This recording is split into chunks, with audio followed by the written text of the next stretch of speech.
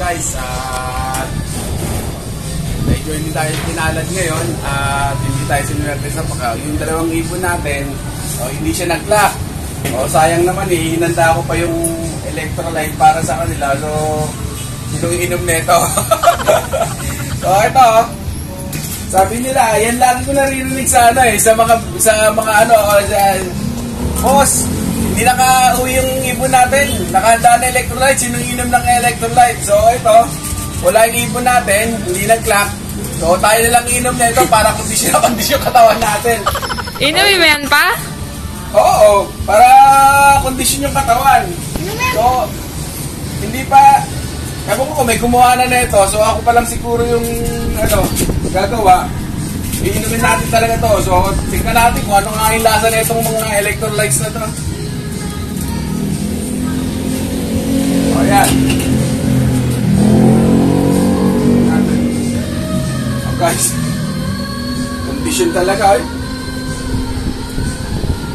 Dami yan. Manilaw din. Dilaw. Parang ano lang. Kalamansi. So guys, pa-kondisyon. So tikman natin. Tikman ko kung ano yung talagang lasa nung mga sinasabi nila. Yung ako na lang talaga inom.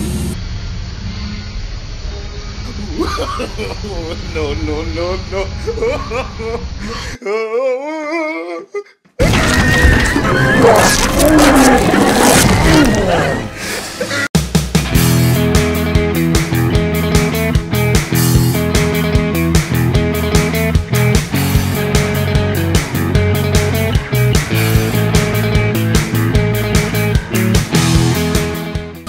Kondisyon talaga. Isa pa.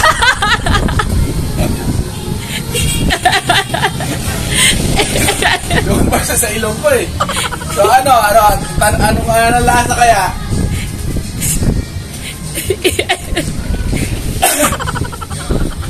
So lasa, wala siyang ganong lasa pero meron siyang konting pait.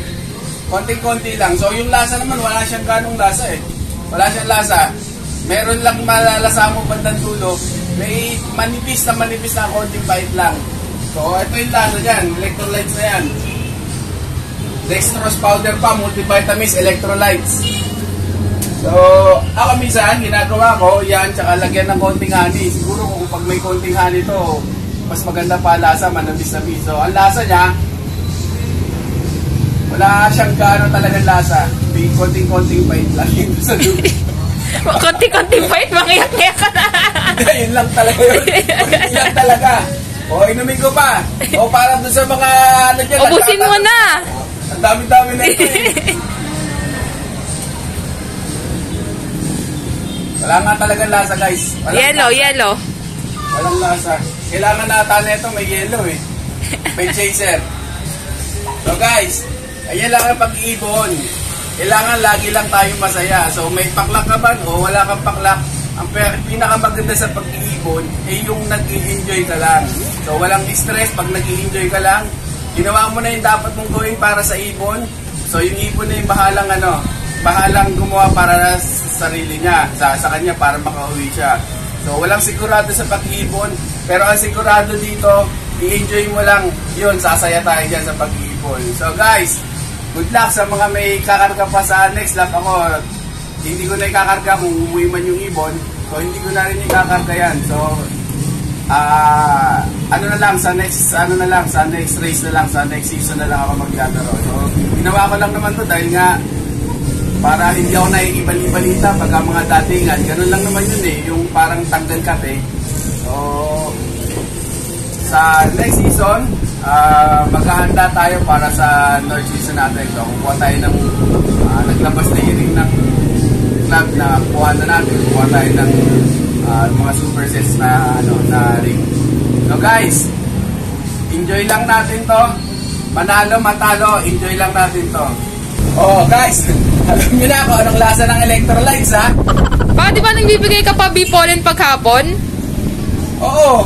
Wala naman sa usapan natin yung ang B-pollen, lang, electrolytes lang. Try mo na din. Para sulit mamayang laban mamayang gabi. Ano Kondisyon na kondisyon. Ano talaga eh, oh. Sulsul eh. Oh, kahayaan na to. Yan. Meron akong stock dito eh. Ito? Oh.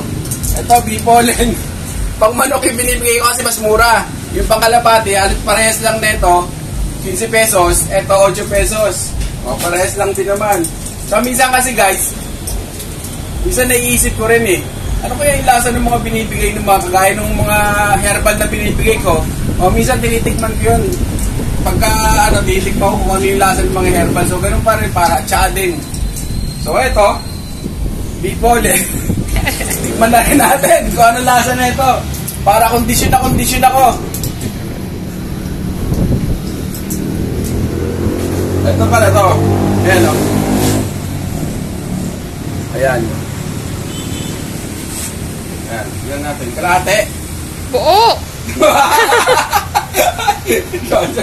Buo talaga? O kasi buo eh. Buo binibigay sa kalapate eh. So ganito naman niya sa loob guys. Ganito. Minsan iniisip ko to dahil B-pollen, galing siya sa honey o B-pollen, matamis-tamis ang lasa. Dapat ganun ang expected ko na lasa nito. So, tignan natin kung anong lasa talaga nito. So, guys, B-pollen.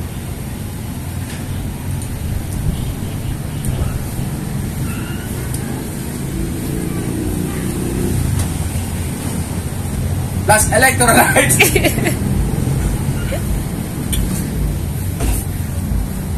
So, ang lasa ng B-pollen, expect, ano siya? Medyo may konting tamis siya. May konting tamis yung B-pollen. Tapos na may parang mga durug-durug na parang darak-darak. Di ko malaman kung ano yun eh. Pero yun ang lasa niya. Medyo, hindi siya talaga matamis. Medyo manamis-namis lang siya ng konti. So guys, yun yung lasa ng B-pollen na binibigay natin. O ngayon, alam nyo na. Kaya mahirap hindi magbaklak guys. Ito yung consequence ng mga hindi nagpapaklak. So, yung mga hindi nagpapaklak dyan, huwag yung gagayahin to. Kung treat nyo naman, pwede rin. So guys, enjoy lang natin ang pag-iipon. Kita-kiss ulit tayo sa next video natin. So guys, maghahanap tayo ng mabibisita natin lop dito sa lugar ng misis ko sa San Fernando, Pampanga, Bulaon. So yan, tignan natin yung kung may makikita tayong lop sa bubong. So, puntahan natin yan kung meron. So syempre, kasama natin yan, no? Oh, shout out! Shout out pa kalapatis! Ayan, no? Yan lang, pasyal-pasyal lang kami dito. So sana may makita tayo. Ayan. Hanap tayo sa mga bubong-bubong dyan. Sigurado yung mga pansier nandiyan sa bubong. Yung mga lop nila. Karaniwan. Ayan. Tayo dito. Marami dito mga pansier. So guys, ayan o. Nakakita tayo ng kulungan. So habang namamasyal tayo dito sa lugar ng asawa ko, San Fernando, Pampanga, Bulaon Resettlement. So wala tayong ginagawa, pasyal-pasyal lang. Tignan natin yung mga naghanap lang akong kulungan na ganyan yan. Mga kulungan sa taas. So sana swertein tayo na nandyan yung may-ari. Baka tatanungin natin, interviewin natin siya kung tungkol sa libangan niya na to. What's up mga karibon? Please like, share, subscribe, and don't forget to hit the notification bell down below para ma-notify kayo sa mga bagong videos namin!